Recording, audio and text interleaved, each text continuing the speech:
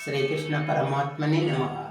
ఈ శరీరం యొక్క క్షేత్రమని, దీనిలో ఉన్నటువంటి జీవాత్మ పరమాత్మ ఏదైతుందో అది క్షేత్రజ్ఞుడని ఈ యొక్క శ్లోకము తాత్పర్యము చెప్పడం జరిగింది.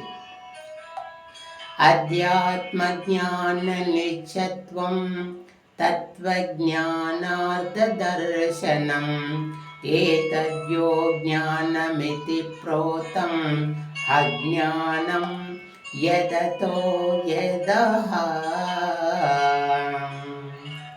ఆత్మజ్ఞానమునందు మనసు లగ్నము చేయుట, మోక్ష ప్రాప్తి అందు దృష్టి కలిగి ఉండుట జ్ఞాన మార్గములనియు వీటన్నిటికీ విరుద్ధమైనది అజ్ఞానమని చెప్పబడిన.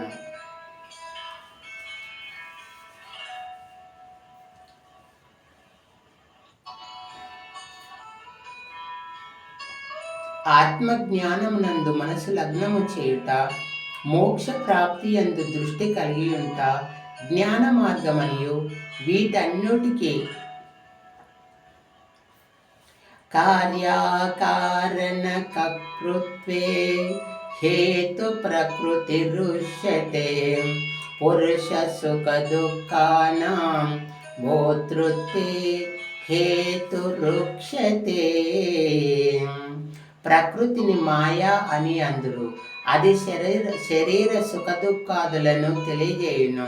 క్షేత్రజ్ఞుడు ఆ సుఖదుఖములను అనుభవించుచున్నాడు పార్థ.